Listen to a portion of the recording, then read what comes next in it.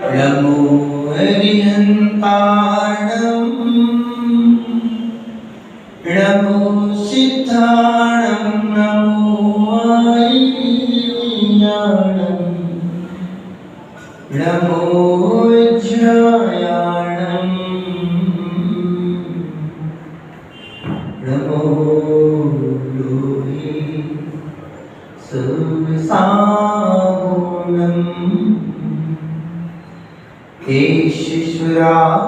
श्रवणसिन्धुबन्धितं धूलिकादिकं अमरम् कर्मामि वर्तमानम् तिथं धर्मस्य कर्तारम् तिथं धर्मस्य कर्तारम्। पंच परमेश्वर भगवान की 24 तीर्थंकर भगवान की देवादित्य श्रेष्ठ भगवान की देवादित्य श्रीमत नाम भगवान की देवादित्य श्रीमत नाम भगवान की अंतिम तीर्थेश भगवान महावीर स्वामी की परम पूज्य मणिकुंजराज आदि सागर महाराज की परम पूज्य कृष्ण महावीर जी महाराज की परम पूज्य सत्यनारायण विमल सागर जी महाराज की परम पूज्य युग श्रेष्ठ तपस्वी सम्राट आचार्य सुनीति सागर महाराज की परम पूज्य वर्तमान के वर्तमान आचार्य सुनील सागर महाराज की तीन कम करो मेरा पूरे परम देव स्वामी शुभम सागर सत्संग सागर गुरुदेव की जय काला गुरुदेव का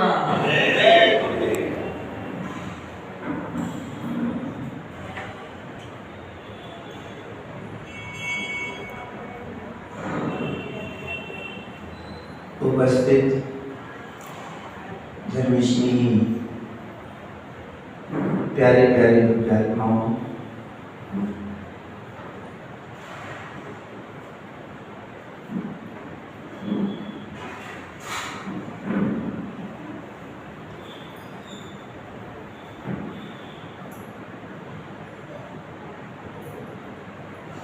यदि निरंतर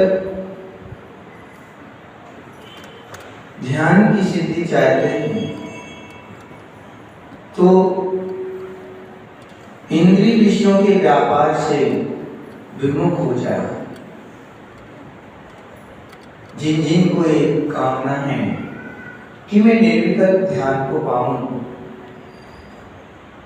उनको चाहिए कि वो इंद्रिय विषयों के व्यापार से विमुख हो जाए।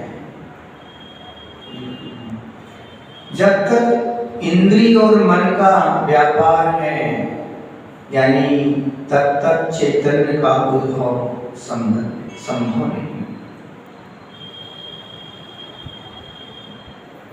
चेतन के भान के बिना, चेतन सत्ता के भान के बिना, चेतन सत्ता के भान हुए बगैर एक चेतन प्रकट होगा नहीं। यानी मेरा ज्ञान तभी प्रकट होगा तब जब मेरे अंतस में व्यर्थ के विकारों के उपलखंड नष्ट होंगे। विकार ज्ञानी जब तक जीवन में है तब तक ज्ञान स्वभाव है वो प्रकट नहीं हो सकता। इन उपल खंडों को नष्ट करने के लिए यानी भेद विज्ञान की छेनी चाहिए। भेद विज्ञान की छेनी बगैर हम उपल खंडों को अलग नहीं कर सकते। यानी हम दर दर के भिखारी क्यों हो रहे हैं? यानी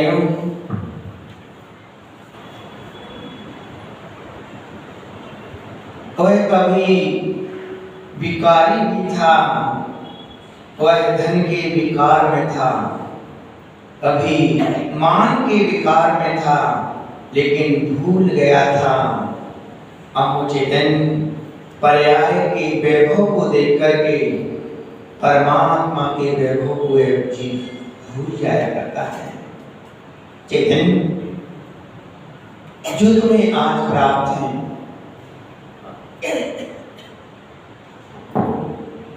जो तुम्हें आज प्राप्त है,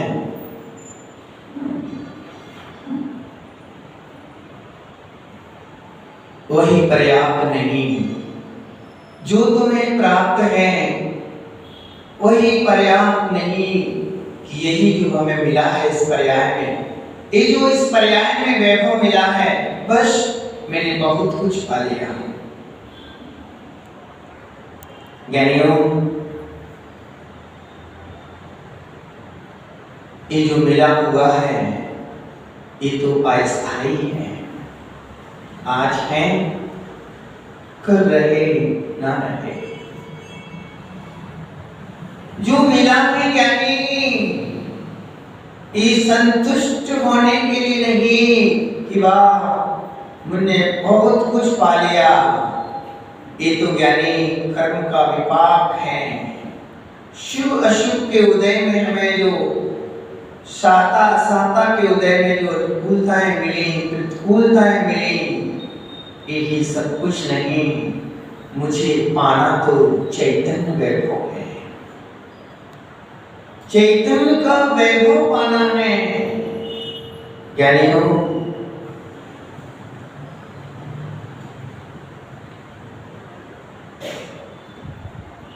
जीव पूर्ववत अपने कर्मों को भोगता हुआ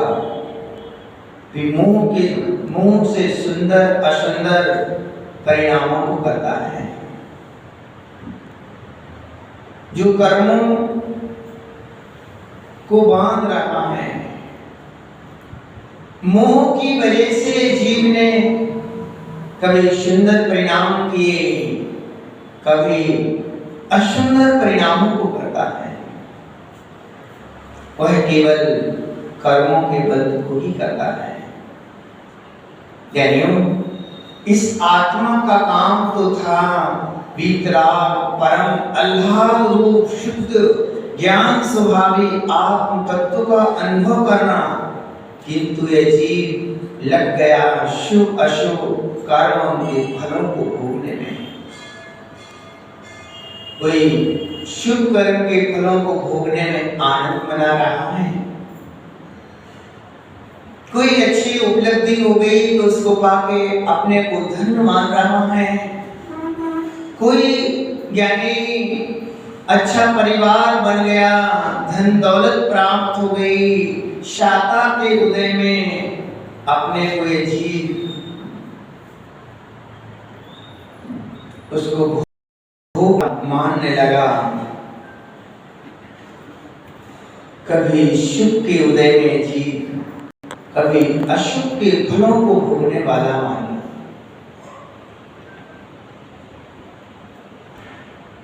ज्ञानियों, इन दोनों कर्तव्यों में बहुत अंतर है।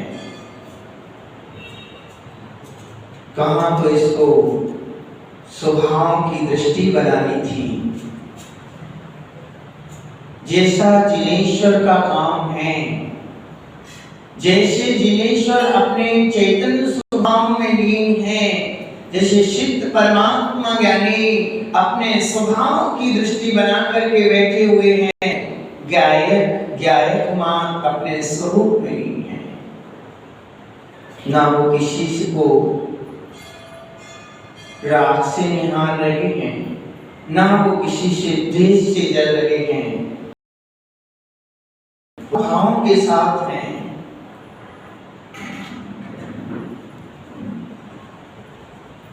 जीव का भी वही काम है कि समस्त द्वंद्वों को छोड़ करके अपने शुद्ध ज्ञान ज्योति ज्ञानात्मक अनुभव किया करे। और वहां ये द्वंद्व में जीव उलझ गया। ज्ञानियों, कभी तो इन द्वंद्व फंदों में उलझा हुआ मन एक भाई कि भाई एक कब तक मैं करता रहूंगा, ये तो मेरा स्वभाव ही नहीं है। जो मैं अभी तक राग के परिणाम कर रहा हूँ, ये मेरे स्वभाव ही नहीं है। ये मैं कब तक करता रहूंगा?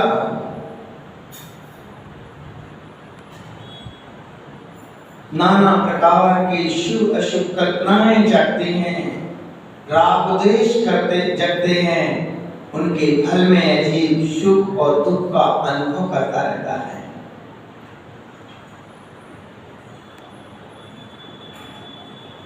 निरंतर शुभ तो और दूर, अशुभ की ज्वाला में ये जीव झुलस जाता है। अशुभ और शुभ कर्मों के फल को ही मोही प्राप्त करता रहता है। आत्मा तो शुद्ध निर्मोह ज्ञान स्वरूप वाला है। उस परम तत्व की ओर भी हमारी ज्ञानी दृष्टि को जो मेला है, जिस परम तत्व में हमें अनंत काल तक लीन रहना है, अनंत काल तक जिस परम भावना में लीन रहना है, यानी पर औपाधिक के संबंध का निमित्त पाकर के जीव विकारों को किया करता है, कर्म का विवाह करता है। जीव अपने को भूल जाया करता है कि मुझे ये खोटे भाव नहीं करना चाहिए, ये मेरे चेतन के धर्म नहीं है, ये रागादि परिणाम मेरी संपदा नहीं है, ये औपाधिक भाव है, ये कर्म के विपाक है, ये विपाक मेरे निज सत्वैभव नहीं, ये बाहर से आए हैं, ये मेरा स्वभाव नहीं। भूल जाया करता है विपाक के समय, उस मोह के उदय में जो पुरुष कर्म फल को भोगता है, शुभ अशुभ कर्म के फल करता है और यह जीव कर्म बंध को प्राप्त होता रहता है। यानी कर्म उदय में आते हैं, ऐसी स्थिति में जीव अपने स्वस्थ भाव से च्युत होकर राग द्वेष करने लग जाता है।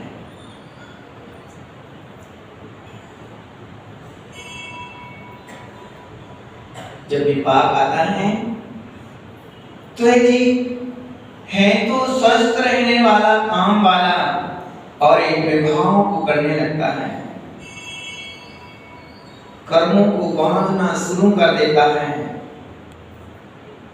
यानी कुछ कर्मों के उदय में ऐसी परिस्थितियां बन जाया करती हैं कि उनका उदय होने पर आत्मा सावधान रह सकता है। कुछ कर्मों के उदय में ऐसी भी परिस्थितियां आती हैं, उनके उदय होने पर आत्मा सावधान हो सकता है और अपने स्वरूप की ओर, अपने स्वरूप की ओर दृष्टि बन सकती है। पर कुछ कर्म के उदय ऐसे भी हैं, तीव्र अशुभ के उदय ऐसे हैं, ऐसी विकट परिस्थितियां निर्मित हो जाया करती हैं, ऐसा विकट वातावरण बन जाया करता है, जिनके उदय आने पर आत्मा स्वस्थ रहने का, सावधान रहने का विवेक खो दिया करता है। प्रभु से कहना कि हे प्रभु, मुझे वो सामर्थ्य प्रकट करना, कभी तीव्र उदय आ जाए तो मैं अपने आप को संभाल सकूं।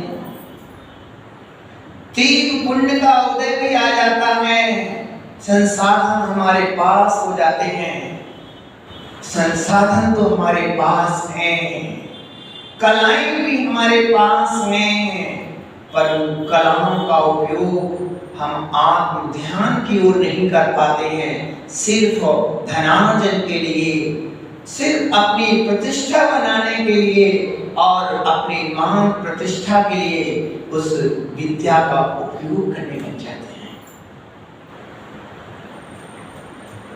तीव्र अशुभ के उदय आ जाया करते हैं, कोई देह में ऐसी बीमारी आ जाए कि हम अपने आप की शुद्ध लिख नहीं पाते हैं। होता भी है जिसके तीव्र असाता के उदय आते हैं, तो वो कहने लग जाते हैं, कह का धर्म, कह के भगवान, कौन गुरु, क्या होता है, दिन भर बैठे रहो मंदिर में। तीव्र अशाता के उदय में जीव समझ नहीं पाता है। यानी अपने आप को संभालने की जरूरत है। तीव्र पुण्य के उदय में भी, तीव्र पुण्य का अभी तीर्थंकरों जैसा पुण्य तो अभी किसी का नहीं। आत्मज्ञान के अभाव में पुण्य का उदय भी आ गया तो यह जीव पुण्य के वैभव में भूल जाया करता है। आत्मज्ञान के साथ यानी तीव्र पुण्य का उदय आए तो वह अपने पुण्य को, पुण्य के वैभव को कल्याण में समर्पित कर देता है। त्याग तप के मार्ग पर बढ़ना शुरू कर देता है। सद्भावनाएं निभाता है। प्राणी मात्र का मंगल उसके समर्पित द्रव्य कर देता है। ज्ञानियों, ऐसी परिस्थितियां निर्मित हो जाया करती हैं। अशुभ के उदय में यह जीव संकट में आ जाता है।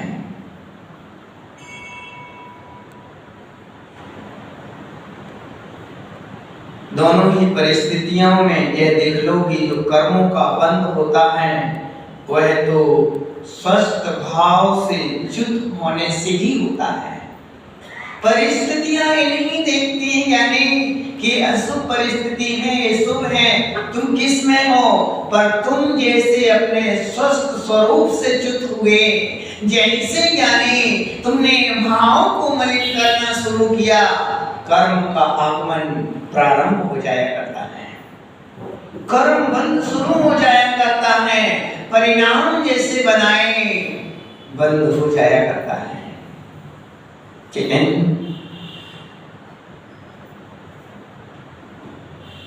यह स्थिति पर पदार्थों के लगाव से होती है। कर्म बंद पर पदार्थ की आसक्ति इसके लगाव से बनती है और जिसके कर्म पौद्गलिक नहीं बनते हैं उसको ऐसे अपनी आत्मा की ओर उन्मुख रहने के कारण हुआ, जो निर्बंध बनने की कोशिश करते हैं। यानी जिनके खोटे कर्म बनते नहीं हैं, कर्म बंद नहीं हो रहे हैं, वो आत्मा की ओर उन्मुख होते हैं, यानी आत्मा की ओर दृष्टि देते हैं, तो ज्ञानी वो कर्मों से मुक्त हो जाते हैं। विचार करना, आश्रव हमारा निरंतर जारी है। आज प्रातःकालीन स्वाध्याय में विषय यही आया था कि आश्रव दुख कार घनेरे, ये आश्रव दुख के कारण है। इनके प्रत्यय बताए, कारण बताए, उन कारणों से इन आश्रम से मुक्त हो। आश्रम को किसी भी प्रकार से प्रिय मत मानो, आश्रव दुख के ही कारण है। आचार्य भगवान बार बार कहते हैं ये आश्रव मलिन है, अशुचि है, ये कर्म बंद कराने वाले हैं, संसार वन में भटकाने वाले हैं, तुम्हें अपने स्वभाव से दूर कराने वाले हैं, अपने स्वरूप से च्युत करा दिया करते हैं। आश्रव से बचो। पहली बात तो हमें आश्रव के कारणों को जानना होगा। आश्रव किन किन कारणों से होते हैं? मिथ्यात्व, प्रवृत्ति, प्रमाद, कषाय, योग। जिनकी व्याख्या करेंगे, इनकी गहराई से स्वरूप को जानेंगे तो पता पड़ेगा कि मिथ्या सबसे बड़ा संसार भ्रमण का कारण है। तत्व जैसा है उसको स्वरूप स्वीकार नहीं कर पाते हम।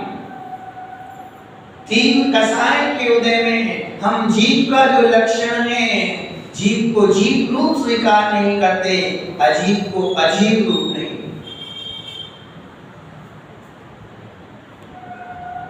विपरीतता से भरे रहते हैं तो जीव आश्रव होता है। ज्ञानियों, जीव का स्वरूप मानते क्या है? तन उपजते अपनी उपज जान, तन नसते आपको नासमान।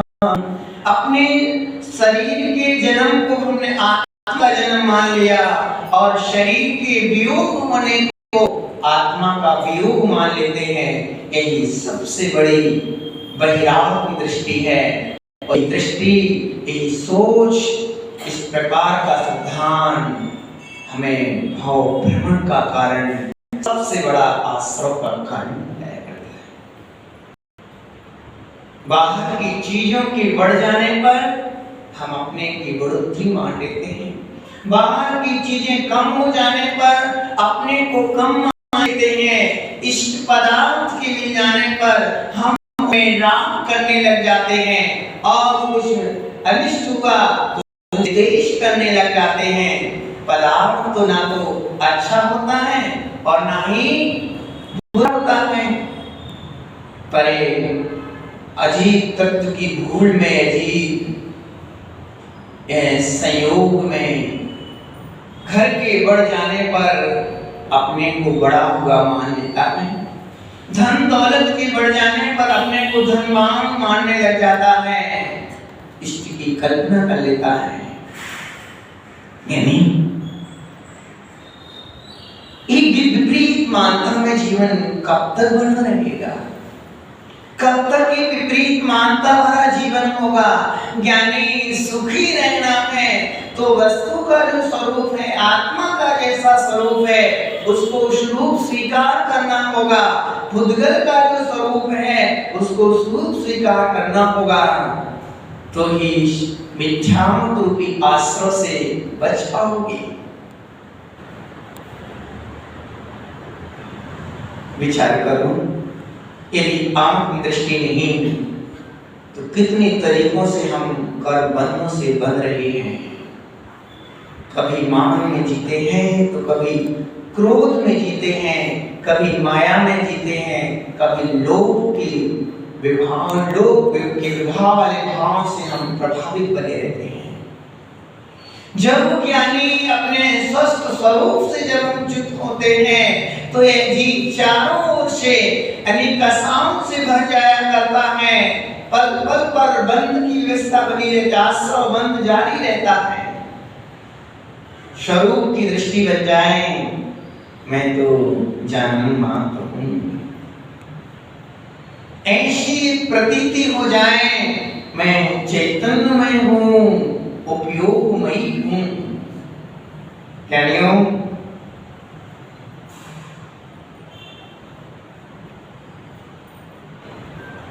ऐसी दृष्टि बनानी है कि हम निराश्रयी दशा में पहुंच सकें। आश्रयों के कारणों को चेतन दुख का कारण समझो, ये दुख को देने वाले हैं। हमें ही खुद अपने प्रति जागरूक रहना होगा। दूसरा तो क्या तुम्हारे प्रति जागरूक होगा? वैसे सबको अपनी अपनी ही संसार में पड़ी हुई है। यानी अपने आत्मा के प्रति स्वयं को ही जागरूक रहना होगा। चार दीवार के अंदर हम क्या कर रहे हैं ये तो हमें ही मालूम होगा। अपने ही भावों को संभालना होगा, अपने ही अंतःकरण को परिशुद्ध बनाने का पुरुषार्थ स्वयं को ही करना होगा। इस जीव को बंधन भावों का बंधन है, भावों का बंधन है। यह अपनी कल्पना से पर में मुंह बसा करता है। राग बसा कर बैठे बैठे ही बड़े बड़े संकटों को मोल लेता रहता है। संकट आते कहां से हैं? ये बैठे बैठे ही व्यर्थ के राग आदि भाव करके संकट बनाता रहता है। एक बार एक पक्षी ने बहुत सारे पक्षी आकाश में उड़ रहे हैं। एक बार वो नीचे, वो क्या बोलते हैं इसको, पानी में रहने वाला वो जीव कछुए कछुआ ने अपने साथियों से कहा, और साथी थे कछुओं से कहा कि भैया मैं ऊपर चोंच करता हूँ तो बहुत सारे पक्षी मुझे छीन ले जाते हैं, वो मुझे पकड़ने दौड़ते हैं।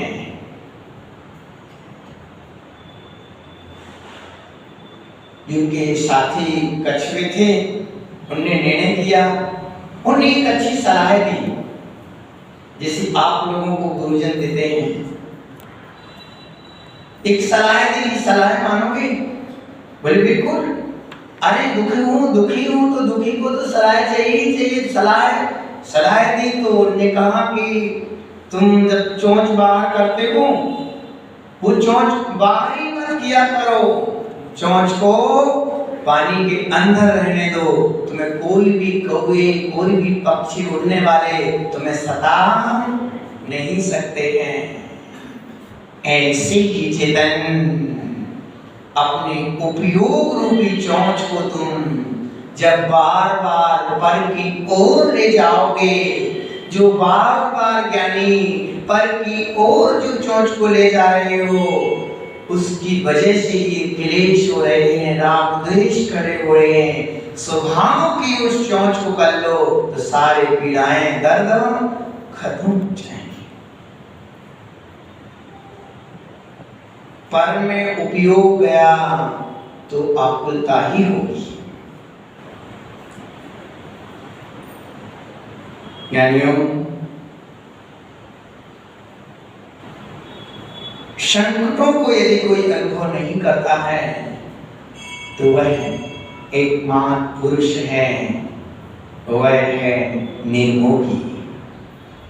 निर्मोही पुरुष एक ऐसा है कि जो संकटों को अनुभव नहीं करता है, अपने संकटों को अनुभव ही नहीं करता है।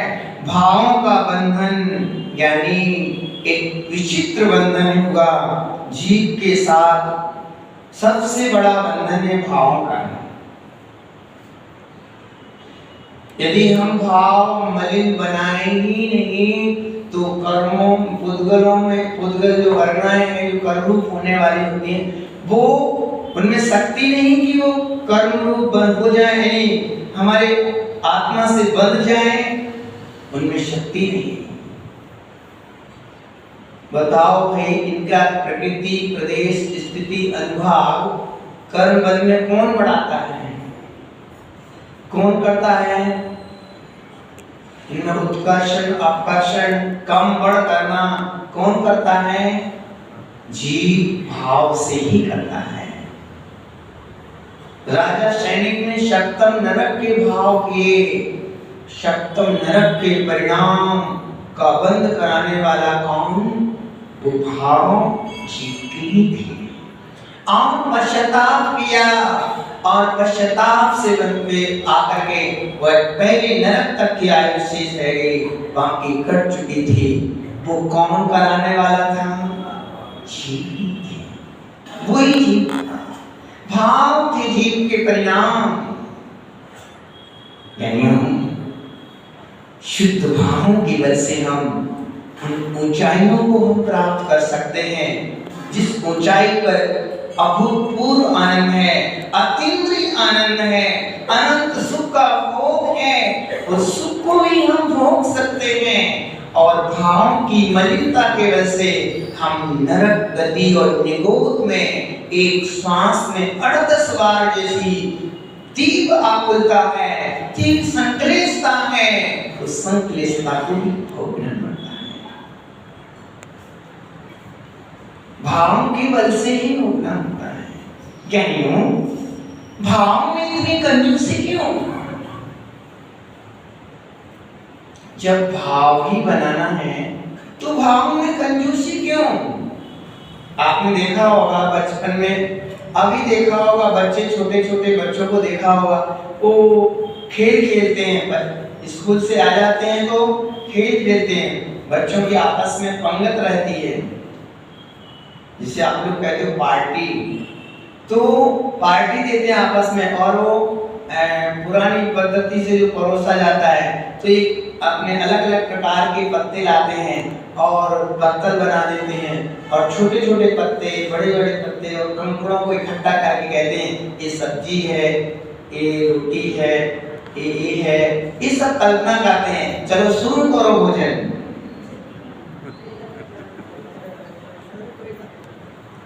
भोजन जब तुम कल्पना की कर रहे हो, ये रोटी है, अरे भाई कल्पना करे उसको पूरन पूरी बोल दो ना। पूरन पूरी बोलो, अच्छी में 4 परत वाला 6 परत वाला पराठा बोलो, ये भाई पराठा है। अरे भाव ही तो करना है ज्ञानी, तो भाव उत्तम ही क्यों ना किए जाएं, परिणाम ही बनाना है तो विशुद्ध भाव ही क्यों ना किए जाएं। भाव में कंजूसी क्यों, मलिन भाव क्यों, मैं तो शुद्ध भाव की मात आराधना करूंगा। और कोई ये भाव जबरदस्ती नहीं करते हैं कि नहीं तुम्हें करना ही पड़ेगा शुद्ध भाव। यानी हम भाव बनाने के लिए पूर्ण स्वतंत्र हैं, हम नरक जाने के लिए भी स्वतंत्र हैं, तो सिद्धालय में जाने के लिए भी स्वतंत्र हैं, हम परमात्म तत्व का अनुभव करने के लिए स्वतंत्र हैं, तो नाली के कीड़े बिलखने के लिए भी स्वतंत्र हैं। जब मुझे स्वतंत्रता मिली है, अपने आप को संभालने की स्वतंत्रता, हम दूसरे को संभाल पाए स्वतंत्रता मेरे पास नहीं है। भाई आप विपरीत जा रहे हो, मैं कहूं क्यों जा रहे हो, आप सुधरो ना सुधरो आपकी मंशा है। दूसरे को सुधारना बिगाड़ना मेरे हाथ में नहीं है। जब तक अपन मुनिराज जी ये आचार्य भगवान उपदेश दे सकते हैं, उसको पालन करना अपने जीवन में जीना तो आपके ऊपर है, वो आपके ऊपर है। पर स्वयं को परिवर्तित करना, स्वयं को संभालना हमारे ऊपर, हम स्वयं में स्वतंत्र हैं।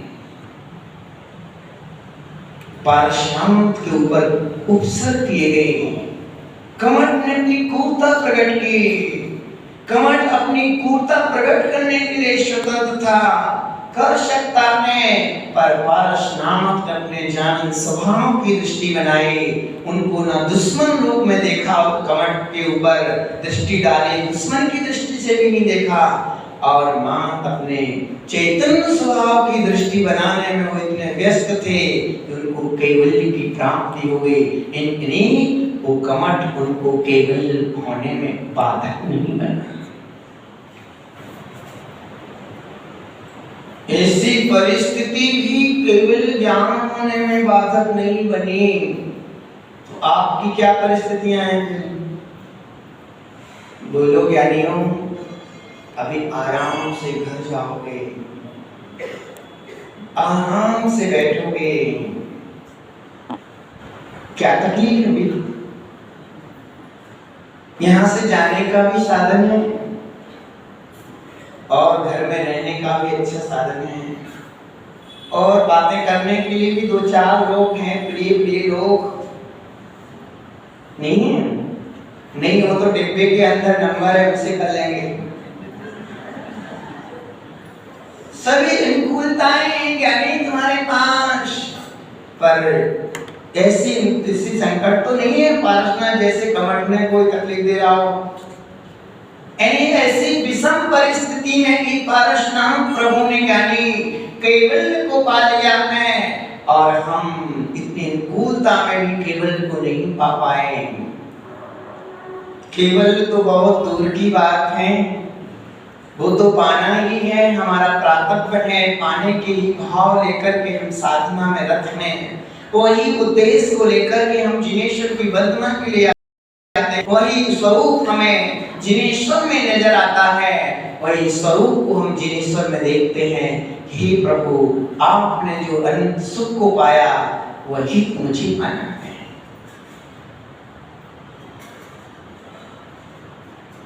भगवान किस किस को बनना है? राम जी बहुत दिनों बाद ही पूछा, पहले या दूसरे दिन आपने पूछा था भगवान किसको? मैंने तो सोचा कि महाराज भूल गए होंगे, ज्ञानियों, हम सबको भगवत्ता को पाना है। भगवत्ता पाने वाले भाव भाने, जिन भावों से हम भगवत्ता पाएंगे वो भाव भाने के लिए तुम स्वतंत्र हो ज्ञानियों।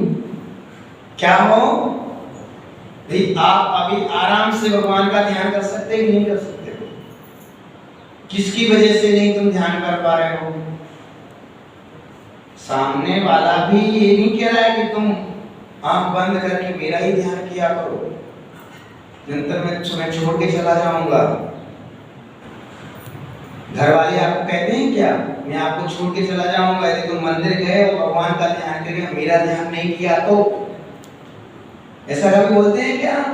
आपके घर में जो सोना चांदी रखा है वो सोना चांदी कैसा बोलता है कि भाई तुम मंदिर जा रहे हो तो ध्यान रखना, मंदिर में भगवान का ध्यान नहीं करना, मेरा ध्यान करना। बोलो, पर हम अपनी आदतन, अपनी बुरी आदतों की वजह से हम जिनेश्वर का ध्यान तो कम करते हैं, कई जड़ लक्ष्मी के ध्यान में चले जाते हैं। नहीं जाते हैं? अब दोष किसका है ज्ञानी? अरे भाई, आपका वो धन कहीं नहीं जा रहा है, लॉकर में रखा है कि नहीं? कहीं नहीं जा रहा है। शांति से जब मंदिर में आए हो तो अपने जानन स्वरूप की दृष्टि बना लो, जिनेश्वर प्रभु की मंदिर में डूब करके तल्लीनता के साथ उनके गुणों की उपासना कर लो और अपना जो शाश्वत स्वरूप है उसकी ओर दृष्टि डाल लो। कई बार लोगों को दिक्कत आ जाती है क्या कि यदि महाराज जी की बात यदि मान ली जाए, जिन्हें भगवान की बात में मान लूं तो भगवान बन जाऊंगा तो मेरे 4 बच्चों का क्या होगा? ईमानदारी से बताओ। कई लोगों को विकल्प रहता है, अरे मेरा ध्यान यदि सद गया, मैं ध्यान में बैठ गया और सचमुच में मुझे वेद विज्ञान हो गया, निज और पर का निर्णय हो गया और मैं लीन हो गया, भगवान हो गया, तो इतना मेहनत करके मैंने जो धन अर्जन किया है इसका क्या होगा? मेरा प्रिय बेटा इसका क्या होगा? और सबसे प्रिय मेरी पत्नी का क्या होगा? नहीं होता है ऐसा आप लोगों को? ऐसा विकल्प तो आता ही होगा। ज्ञानी, जब मैं तो ये सोचता हूँ तीर्थंकर भगवान महावीर स्वामी, उनके पास ऐसा कौन सा वेद विज्ञान का बल था? इतना बड़ा आलीशान नंद्यावर्त महल का परित्याग किया। कहते हैं जीर्ण तृण समत्याग, जीर्ण तृण के समान यूं छोड़ करके आ जाया करते हैं, पीछे दृष्टि भी नहीं डालते हैं, बिलखती माँ को छोड़ के आ जाते हैं। माँ से कहते हैं तुम मुंह में बिलख रही हो, जब तुम्हें भी स्वरूप का भान होगा तो बिलखना बंद हो जाएगा। वो जानते हैं कि मोह में ये जीव कर रहा है, स्वभाव इस जीव का ऐसा नहीं है।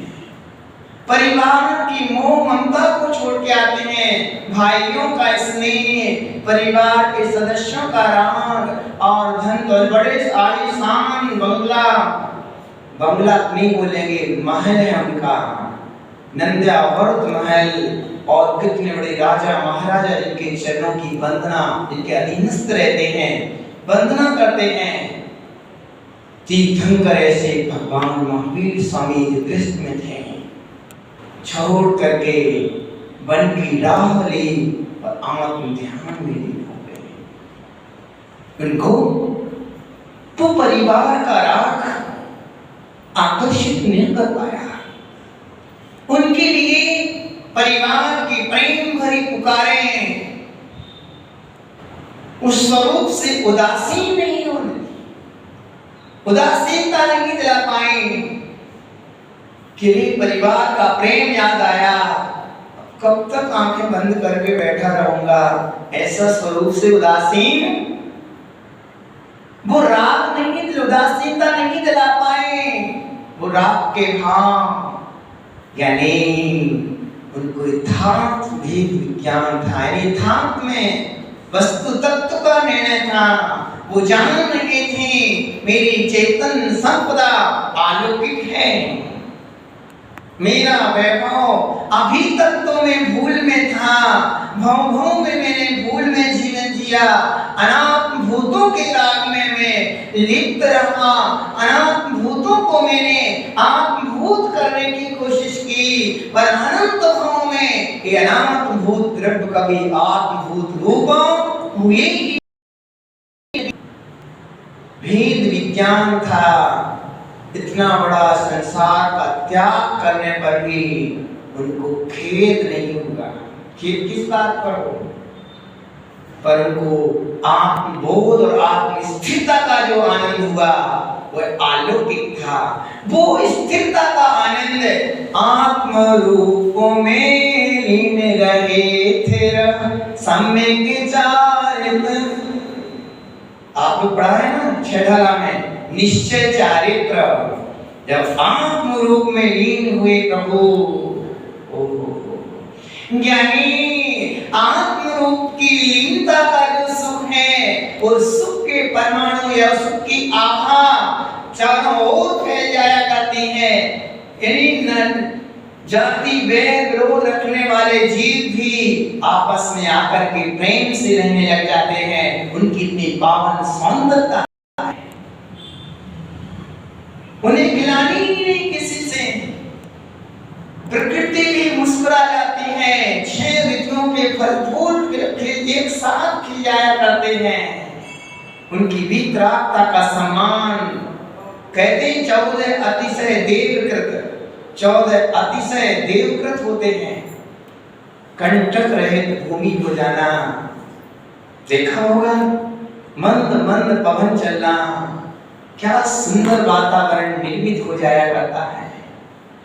एक उस स्वभाव की दृष्टि बनाने से, यानी स्वभाव की ओर दृष्टि बनाई, इतना प्रिय था कि उसकी बाहर की ओर देखा ही नहीं। ऐसा नहीं कि उनको दूसरे द्रव्यों से गिलानी थी, कि भगवान को तो आत्मा से राग हो गया है, दूसरों से द्वेष हो गया है। अरे भाई, जहाँ राग है और द्वेष है तो वहाँ धर्म रहा कहाँ, वहाँ तो अधर्म होता है। पर भगवान को ना किसी से राग था ना द्वेष था, वो तो जो अपना स्वरूप था उसमें मात लीन हो गए। मैं तो ज्ञाता दृष्टा स्वरूप, जानन स्वरूप में लीन हो गए। वो तो मात्र, उनको तो एक भी नहीं था, ये मेरे परिवार के सदस्य हैं, ये दूसरे परिवार के सदस्य हैं, ये जाति वाले हैं, ये कुल वाले हैं, और ये भाई ये दूसरी कॉलोनी के, ये अपनी कॉलोनी की तो नहीं है, ये मेरे राजा थोड़ी, मेरे अधीनस्थ ये दूसरे हैं। एक कोई था ही नहीं, उनको तो मात्र एक नजर आ रहा था, सब जीवाणाम मयाम, सब जीव ज्ञान में है। चेतन सिद्ध बनना है तो जो बनना है वही भाव करना होगा। कुत्ता बिल्ली बनना है तो मायाचारी करना होगा। क्या बनना है? कुत्ता बिल्ली बनना है तो मायाचारी करना होगी, और सिद्ध बनना है तो शुद्ध भावों को मैं जीवन जीना होगा। तो सिद्ध बनने में देरी नहीं हो सकती है। भगवान को कोई देश नहीं, कोई राग नहीं, इतना बड़ा महल मैंने कैसे त्यागा कि द्वारा ध्यान करें। क्या कितना सुंदर नंदावर्त महल, देवपुनीत देवता लोग नगरी की रचना करने आते हैं। मालूम द्वारिका नगरी किसने रची थी? नेमि नामक भगवान श्री कृष्ण द्वारिका देवों ने रची थी। अब देवों के द्वारा रची गई नगरी अपन जैसे घर होंगे क्या? कि भाई कोई चीज टूटी फूटी रखी है, कोई सामान से रखी है, नंबर 1 क्वालिटी वाली चीज होंगी। कहां से आए होंगे पता नहीं। देवताओं के द्वारा पुण्य से रची गई, यानी देवता रूपी कारीगरों के द्वारा बनाई गई नगरी हो। ऐसी नगरी से भी प्रभु को राग नहीं था। वो तो जान रहे थे कि उनकी यानी ये उद्गत कारण है, तो चैतन्य में हूँ। क्या ऐसी दृष्टि हमारे जीवन में शांति नहीं ला सकती? क्या ऐसी ही भावना हम यदि गृहस्थी में भी रह के यदि कर रहे हैं तो क्या ऐसी भावना के बल से हम गृहस्थी से मुक्त होने का उत्साह नहीं आएगा? आएगा। आप जब अनंतों के ध्यान करोगे, सिद्धों की स्तुतियां करोगे, उनके गुणों की उपासना करोगे, उनके अधीन होगे, तो आप संसार शरीर भोगों से विरक्त रहे बगैर रह नहीं सकते हो। भोगों से उदासीनता आए बगैर रहेगी नहीं। क्यों? आपके मन में जानन स्वरूप आ गया है, जो मेरा त्रैकालिक है, जो मेरा सदा रहने वाला है। अपनी चेतन सत्ता की दृष्टि समझ में आ गई, मैं तो शाश्वत हूँ। कैसा हूँ ये बताओ भाई। तो भगवान किसको बनना है? धीरे से हाथ उठाना, बिल्कुल धीरे से, पता ना पड़ पाए। ज्ञानियों, बाहर का जो कुछ भी बनना था, अनंत अनंत पर्याय जो 84 लाख योनियां हैं, आचार्य भगवान कहते हैं इन पर्यायों में जीव अनंत अनंत बार गया। कितनी बार? अनंत बार वृक्ष बने, अनंत बार जलकायक बने, अनंत अनंत बार, इनफाइनाइट, इसकी कोई गिनती ही नहीं है। अनंत का प्रमाण आप कभी जानना आगम से, त्रिलोक सार आदि ग्रंथों में अनंत अलौकिक गणित में आता है विषय। तो अनंत अनंत का मतलब बहुत बड़ा। इतनी बार हम कुत्ता, बिल्ली, गधा, घोड़ा, सुंदर शरीर, सुंदर वैभव, सुंदर बाल वाले, सुंदर नाक नक्शे वाले भी बने हो, पर वो मेरे हो न पाए। ज्ञानी, पर एक बार मैंने निस्वरूप की दृष्टि नहीं बनाई, जिस दृष्टि के बल से मैं भगवत्ता को प्राप्त कर सकता हूँ। अभी देख लो, जो आत्मज्ञानी साधक होते हैं, आप लोग जैसे गृहस्थ में कोई जीव है और आपके ध्यान में लीन है, किसी से राग द्वेष नहीं, कसाय नहीं, उसका समाज में देखो कितना सम्मान होता है। अरे भाई वो अपने से मतलब रखते हैं, बहुत देव पुरुष हैं वो तो। किसी से न राग न द्वेष, उनके पास द्रव्य है, खुद धर्म ध्यान में लुटाते हैं, दूसरे का बहुत आदर करते हैं, आत्मज्ञानियों का सम्मान करते हैं, और किसी पापी की निंदा नहीं करते। निंदा करना, बुराइयों से दूर रहते हैं। उनको अपने आम ध्यान से मतलब राग द्वेष, पक्षपात, जातिवाद, एक बात तेरा विसा, ये राग रंग में नहीं पड़ते। वो तो एक जानन स्वभाव के लक्ष्य में निरंतर बैठे रहते हैं। धन्य है। इन्हीं स्वभावों की दृष्टि आप गृहस्थ में भी बनाते हो तो ज्ञानी आप परम आदर को पाते हो और शांति को भी पाते हो, और वही दृष्टि और बढ़ती गई तो आप त्रिलोक पूज्य भगवान। समय अपनी गति से है, आज इतना ही। अपने जीवन को भाव समूह बनाने का पुरुषार्थ करो। उन भावों को भाव, जिन भावों के बल से मैं भी भगवत्ता का आनंद ले पाऊं। दिल भावना के साथ भगवान महावीर स्वामी की, भगवान की आचरण सुनील सागर